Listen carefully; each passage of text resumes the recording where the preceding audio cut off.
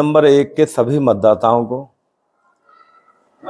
मैं अपनी ओर से बहुत बहुत बधाई देता हूं कि उन लोगों ने जो मतदान किया वो शांतिपूर्ण किया और बेहतर तरीके से सभी प्रत्याशियों ने चुनाव लड़ा। और मैं अपने वार्ड नंबर 1 की जिला परिषद की वार्ड को बहुत बहुत बधाई देता हूं और उनको शुभकामनाएं देता हूं कि आप लोग इसी तरीके से चुनावों में हमारे इलाके की पहचान बनाएं। फिर क्या वजह रही कि वार्ड नंबर 1 से वो प्रत्याशी जीत गए जिनका ना खुद का वोट है, ना परिवार का वोट है, ना उनका गांव वो शामिल है? क्या क्या वजह रही होगी? देखिए बठानी जी, पूरे इलाके में ये चर्चा है कि उस व्यक्ति ने किस तरीके से प्रत्याशी ने चुनाव लड़ा है, और चुनाव में हार जीत तो चलती रहती है, एक ही जीतता है। तो ये तो कोई फैक्टर नहीं है कि भाई बाहर से है वहां से है, ये तो प्रत्याशियों का, मतदाताओं का मत है, जनादेश है, वो किसको जनादेश है, और मैं तो उनको भी जीतने की शुभकामनाएं देता हूं। बात चल कर आ रही है कि जो ब्राह्मण समाज के जो प्रधान रहे हैं शंभू दयाल शर्मा, उन्होंने आपकी खिलाफत करी खुल के। वो उसका अपना निजी वो है, वो मैं उसकी जो साइकोलॉजी, उसकी मानसिकता है, वो एक इस टाइप की है कि वो अनाइट टाइप होती है। अब उसके दिमाग में आ गई होगी यहाँ अपने पवन बढ़ाना, यहाँ पार्षद रहे पलवल के, मेरा अपना स्कूल है यहाँ निजी। अब लोगों का उनका, वो यहाँ से चुनाव लड़े हैं वार्ड नंबर 18 से। अब वार्ड नंबर 18 से चुनाव लड़ करके उनके दिमाग में ये बात आ जानी कि भाई दिनेश शर्मा कटेसरा की वजह से मेरे साथ में ये हुआ है, वो हुआ है, उसने प्रचार किया है। परंतु समाज का जो उनका व्यक्तित्व है, समाज के वो प्रधान रहे हैं, वो रहे, उनको ऐसा नहीं सोचना चाहिए था जो उन्होंने सोचा है। और अपनी मर्जी है उनकी, जो उन्होंने सोचा है वो अच्छा सोचा होगा, अपने भविष्य के लिए सोचा होगा। तो आपको जो ब्लेम लगाए वो सही है? उन्होंने कहा कि इन्होंने हमारी खिलाफत करी, इनके लड़के पवन बढ़ाना के साथ रात भर वोट मांगते रहे लोगों के साथ। देखिए बटानी जी, जो बौखलाहट है ना उनकी अपनी, क्योंकि अब मैं उनके लिए क्या भाषा बोलूं, क्या नहीं बोलूं। अब मेरा यहाँ निजी स्कूल है, मेरी संस्था है, मैं यहाँ व्यापारी अपना स्कूल चलाता हूँ। हम तो ना किसी के, ना पवन के साथ है ना उनके साथ हैं, हम तो अपना एक एज ए बिजनेसमैन, एक सोशल वर्कर की तरह अपना आराम से अपने रहते हैं। मेरे बच्चों का, मेरा खुद का है, कभी निजी हस्तक्षेप ही नहीं होता। बीच में अभी आपकी तरफ से बात निकल के आ रही थी कि जैसे शंभू कलवार ने जिला परिषद के चुनाव में खिलाफत करी है। हमने सवाल किया था तो उन्होंने कहा कि हमने दूसरा कैंडिडेट था जो ब्राह्मण समाज से था, हमने उनकी मदद करी है, हमने दिनेश कटेसरा का तो कोई जिक्र ही कहीं नहीं किया। मैं बटानी जी चैनल से ये बात कह रहा हूं, देवली बघौला खुद मेरे गांव में जी, मैं अगर वो मेरे सामने ले आए, मैं उन आदमियों को आपके सामने कर दूंगा चैनल पे। आप अगर इतनी हिम्मत है उनमें सुनने की कि जहां जहां वो गए कि भाई दिनेश को वोट मत दो। कौन गए? शंभू जी। अच्छा। परंतु उनकी अपनी मानसिकता है, हर आदमी की अपनी अपनी सोच रहती है। मैं इस बात में कोई ऐतराज नहीं कर रहा कि उन्होंने क्यों की है। अगर उनको ऐसा लगा है तो उनका निजी अपनी सोच है, परंतु समाज में फिर भी ये उन्हें ये कहूंगा जो उनका व्यक्तित्व है, इतने बड़े पद समाज के वो प्रधान रहे हैं पलवल के, अगर उन्होंने ऐसा किया, मुझे लोगों ने बताया तो मैंने कहा कि उनका अपना करना उनके साथ है, तो मुझे कोई ऐतराज नहीं उन्होंने किया है। और उनको अगर खींच है तो उनको उतारनी चाहिए थी। अच्छा काम किया उन्होंने।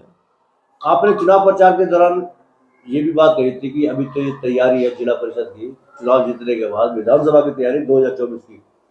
कटेसरा गांव चौखट चंडीगढ़ से चलेगी आपने कहा था, तो क्या ऐसा भी हो सकता है कि बड़े नेता जो विधानसभा के दावेदार रहे हैं या विधायक रहे हैं वो आपसे बुरा मान गए हो?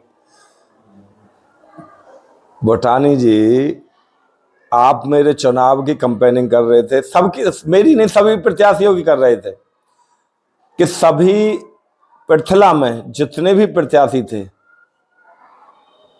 वो अपने अपने ढंग से चुनाव लड़ रहे थे। मैं अपना चुनाव बिल्कुल आपको चैनल के माध्यम से कह रहा हूं कि 2024 की ही तैयारी का चुनाव लड़ रहा था, और मैं लड़ूंगा 2024 में। उन लोगों को, जब मैंने आपके चैनल पे ये बात कही थी कि ये 2024 का आगाज है, वो एक आगाज ही है। और उन लोगों को, जिन लोगों को, जो पृथला से बाहरी लोग यहाँ आकर के तैयारियां करते हैं, पृथला को एक अछूत समझते हैं, उन लोगों को ये बात अखर गई कि भाई ये तो यहाँ का लोकल प्रत्याशी आ रहा है, ब्राह्मण नेता आ रहा है। और उनको अखरने के बाद उन लोगों ने 20 तारीख तक चुनाव मेरे पास था, और उसके बाद उन लोगों ने ब्राह्मणों में जाकर के और अपने उन लोगों, अपने समर्थकों में जाकर के ये बात कहीं ना कहीं कही है, और उस वजह से ये नुकसान हुआ है। परंतु मैं इस चीज से, क्योंकि मैं 85 से मैंने कॉलेज की राजनीति की है, उसके बाद 91 से मैं पंचायतों के चुनाव लड़ रहा हूं, मैंने अपने बार एसोसिएशन के चुनाव लड़ रहा हूं, अब मैंने जिला परिषद का चुनाव लड़ा है। मैं कभी इस चीज से नहीं घबराता कि क्या हो गया है। ये तो जनादेश है, मतदाता है, मतदाता को हर समय प्यार से रखो, प्यार से उन लोगों के बीच में फिर जाएंगे हम, फिर अपनी बात रखेंगे, और वो लोग फिर मुझे वही प्यार देंगे, मेरा इलाका प्यार मुझे देगा। बसपा की टिकट पर हाथी पर चढ़कर विधायक बने थे टेकचंद शर्मा। आपने भी चुनाव लड़ा जिला परिषद का हाथी के सिंबल पर, बसपा की टिकट पर। तो क्या टेकचंद शर्मा ने खुलेआम खिलाफत कर दी थी आपकी, या अंदर खाने से खिलाफत कर दी, या साथ रहे थे आपके? देखिए, वो मेरे बहुत पुराने साथी हैं और बहुत मित्र हैं, वो पूर्व विधायक रहे हैं, मैं उनका सम्मान करता हूं। मुझे नहीं पता कि उन्होंने मेरी मदद की है नहीं की है, मेरी खिलाफत की है नहीं की है, मैं ये नहीं कह सकता। परंतु वो एक समझदार व्यक्तित्व के व्यक्ति हैं, वो कभी छोटी हरकत, मेरा जो अपना मानना है, कभी नहीं कर सकते वो। कहीं कोई इनपुट देखने को मिला उनकी वजह से? नहीं, मैं किसी के लिए मैं ये बात अच्छा नहीं लगता मैं कहता हुआ, और नो कमेंट्स, मैं इस पर कोई कमेंट्स नहीं दूंगा। अच्छा, जिला परिषद के चुनाव लड़े हो आप, और जिला परिषद के चेयरपर्सन के लिए ब्राह्मण समुदाय से बड़ी मांग उठ रही है बामनी खेड़ा की गायत्री देवी के लिए। उनका सम्मान भी किया गया था अभी वाटिका में। क्या कहेंगे कि किसको चेयरपर्सन बनना चाहिए, ब्राह्मण समाज को बनना चाहिए, या बाकी अन्य टिकट के जो जाट प्रत्याशी हैं उनमें से किसी एक को? देखिए, सबसे पहले तो मैं इस विषय पे मैं जानना नहीं चाहता कि मैं अपने क्यों इस बात को, मैं तो एक अपने जिला परिषद के चुनाव के उस तक रहा हूं, और ना मेरी इतनी बड़ी सोच है। मैं इस बारे में तो जो सरकार चाहेगी, देखिए, राइट तो उनका भी बनता है। यहाँ कोई जातिवाद की पॉलिटिक्स नहीं होनी चाहिए, क्योंकि वो भी एक अच्छा घर है, बामनी खेड़े वाला एक सामाजिक परिवार रहा है वो अपने आप में। और जो ब्राह्मण समाज की आप बात कर रहे हो, उन लोगों की मानसिकता वो अपनी खो चुके हैं जातिवाद में। और एक तरफ तो वो, हाँ, ब्राह्मण धर्मशाला में मैं देख रहा था आप लोगों का, क्या जो हारे हुए प्रतिनिधि हैं जिला पार्षद के, सरपंच के, ब्लॉक के, क्या उनको उनका सम्मान आमंत्रित उन लोगों को नहीं करना चाहिए था? वो खाली एक सुनील वशिष्ठ जो करनाल वाले आए थे, वो एक निमंत्रण था भीड़ इकट्ठी करने के लिए उन लोगों को, क्योंकि वो चंद लोग हैं जो समाज के ठेकेदार बने हुए हैं। जो कार्यक्रम आयोजित किया गया था, ये दिनेश भारद्वाज, शंभू पहलवान, वीरपाल दीक्षित आदि ने किया था, तो ये क्या समाज के ठेकेदार हैं? नहीं, मुझे तो उनके नाम नहीं पता कि किसने किया है, मेरे पास तो ये बात नहीं आई। मैं तो आप लोगों के चैनल के माध्यम से मैंने जो खबर देखी उससे मुझे पता लगा है। तो फिर भी अगर ये बात जैसे आप कह रहे हैं समाज के ठेकेदार है, तो क्या ये समाज के ठेकेदार है? ये मैं इन लोगों की नहीं कह रहा, जिन लोगों के ने ये जिला परिषद की जो बात उठाई है वहां पर, मैंने जो आपके जो मीडिया में देखा है मैं तो उन लोगों को कह रहा हूं कि उन लोग वहां चिल्ला रहे हैं स्टेज पर। अरे क्या ये देश जातियों से चलेगा क्या? ये देश तो सब 36 बिरादरी से चलेगा, 36 बिरादरी की पॉलिटिक्स है। माननीय मुख्यमंत्री जी को उनको अपने विवेक से बात देखनी है। मैं बटानी जी कहता रहा हूं कि वो लोग जो कह रहे हैं वो अपनी मानसिकता खो चुके हैं। सरकार अपने विवेक से जिला परिषद का बनाती है। जितने भी जो उनको एक अच्छा प्रतिनिधि लगेगा सरकार उसके साथ उसको जरूर बनाएगी। अगर ब्राह्मण की और उसकी बात यहाँ नहीं है, यहाँ जो योग्यता की बात है, जो योग्य है उनको ये चीज मिलेगी और जिला परिषद का वहां जाएगा। तो 4 कैंडिडेट है, ब्राह्मण एक है और 3 जाट कैंडिडेट है, चारों में से एक के पास चेयरमैन जाएगी, तो क्या किसको मिलनी चाहिए चेयरमैन? मैं बार बार एक बार कह रहा हूं कि जो योग्य होगा उसको मिलनी चाहिए। जातिवाद नहीं देखा जाता। नहीं, ये जातिवाद का जहर ही को समाज के ठेकेदार घोल रहे हैं। जो आपने वहां स्टेज पे लोग चिल्ला रहे थे इस टाइप के लोगों के, और उनकी मानसिकता अपनी तो कुछ है नहीं उनकी, वो दूसरे लोगों को खराब करने के लिए निकल जाते हैं। और ये शहर नहीं है, पूरा इलाका जानता है उन लोगों को कि वो लोग कर क्या रहे हैं। और यही कारण रहा, मैं आज आपके चैनल से एक बात कह दूं कि इन्हीं लोगों ने 91 में नित्यानंद शर्मा के साथ में काम किया, उसके बाद पंडित किशन चंद जी के साथ किया। यही लोग थे इस टाइप की मानसिकता के लोग। और आज मैं वार्ड का चुनाव जिला परिषद का लड़ा, इन लोगों को भी मेरे लिए वही 2024 का आगाज लगने लगा था कि ये जिला परिषद का चुनाव नहीं है, ये 2024 का विधायक का चुनाव, विधानसभा के चुनाव लड़ेंगे। और उन लोगों ने जैसे एक अभिमन्यु को चक्रव्यूह में घेर लिया था ना, इस टाइप से घेर करके, परंतु मेरा मनोबल नहीं टूटा है। मैं उनको खुलेआम कह रहा हूं कि मैं 2024 का पृथला विधानसभा से 100% मैं चुनाव लड़ूंगा। और ये मेरा भाग्य की बात है और किस्मत, मेरे पे हाथी की सवारी है और हाथी की सवारी पे खराब के सामने 2024 में आएंगे। जिले के 2 ब्राह्मण नेता आ रहे हैं चुनाव, दिनेश कटेसरा और दिनेश गहलोत। क्या ये ब्राह्मण समुदाय की भीतरघात की वजह भी एक हार का कारण हो सकती है? जी, बिल्कुल 100%। उन लोगों को मैं कह तो रहा हूं, मैं अपने घरौट मेरे रिश्तेदार हैं, वो बहुत नजदीकी हैं और एक समाज के बड़े प्रतिष्ठित व्यक्ति हैं वो। उन्होंने तीसरा चुनाव लड़े हैं। उनके जो ताऊ हैं वो बहुत, उन्होंने खुद मेरे से कहा है, और उन्होंने नहीं, उन रिश्तेदारी है मेरी। मैं जब वो कैंपेनिंग में गया हूँ, उन लोगों के नाम सामने आए, भंगूरी में नाम सामने आया है, मिडकोला में नाम सामने आया है। क्या कि भाई फलान, ये ब्राह्मण जो अपने आप में नेता बनते हैं, जो नाम बताइए, क्लियर करिए। नहीं, उन्होंने बताया, आप तो उनका कहेंगे ना। मैं किसी का नाम मैं यहाँ नहीं लूंगा। मुझे उन लोगों के, अभी हम आइडेंटिफाई कर रहे हैं वो लोग हैं कौन, उनको देख अभी पूछा जा रहा है, वो बातें आई हैं निकल करके। और मेरे यहाँ तो सरेआम आई है। मेरे गांव में अपने मेरे भाई हैं, ताऊ के लड़के सोमदत्त, जो गिरिराज पाठक की ससुराल के उन रिश्तेदार हैं, और मेरे ताऊ के लड़के हैं, उनके घर गए आए। कौन? शंभू। अच्छा। परंतु शंभू देवली में गए, बघौला में गए, अलावलपुर में गए, फोन किए हैं। मेरे साथी हैं वेद, जो रेलवे पुलिस में लगे हुए हैं फरीदाबाद बाटा चौक पे, वेद सब इंस्पेक्टर, उनके पास फोन किया है। उन्होंने मुझे बताया कि मेरे पास फोन आया, परंतु वो उनकी मानसिकता बौखलाई हुई मानसिकता है।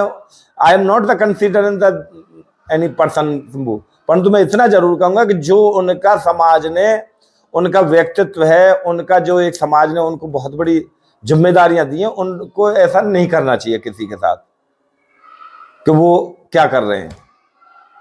और समाज का भला, एक सेकंड, समाज का भला जोड़ने से होता है आगे। अब उन्होंने कर दी, मैं थोड़ी करूंगा। मैं तो अपने समाज को जोड़ने का काम करूंगा, तोड़ने का काम नहीं करना चाहिए। उनकी अपनी निजी सोच है।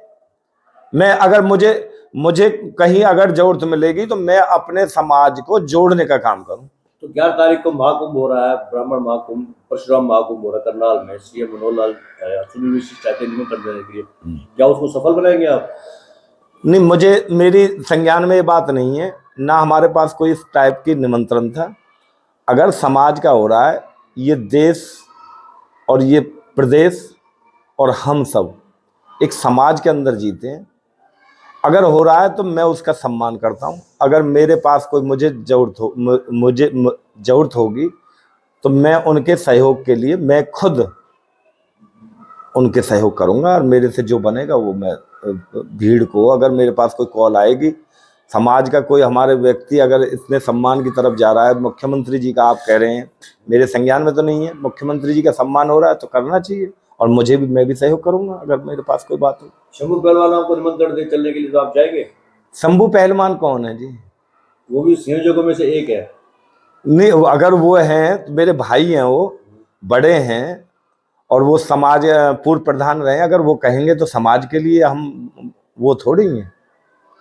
बात होती रहती है आपकी शंभू पहलवान? हाँ, मैं उनके चुनाव में मैं उनके घर गया था, मेरी बातचीत हुई है बैठ के, और उन्होंने मुझे चाय कॉफी जो भी उन्होंने बड़ी वो की थी। फिर भी आपके ऊपर बले लगाते हैं कि आपने खिलाफत करी है उनकी। ये मैंने कहा ना बटानी जी, ये उनकी अपनी निजी सोच है, उनकी अपनी मानसिकता में, उनकी मानसिकता को थोड़ी, भाई वो पहलवान आदमी है, पहलवानों में आप जानते हैं थोड़ी बुद्धि तो वैसी होती है थोड़ी, तो वो वैसे वो दिल के इतने खराब आदमी नहीं है, वो कहीं ना कहीं भड़काऊ किसी के बहकावे में आकर के उन्होंने ये काम कर लिया है। चलिए, आखिर में मतदाताओं के लिए क्या कहेंगे जिन्होंने आपको विश्वास? मैं अपने मतदाताओं को बहुत बहुत उनको शुभकामनाएं देता हूं, और उन्होंने जो मेरा साथ दिया, मैं तहे दिल से उनका सभी का शुक्रिया अदा करता हूं।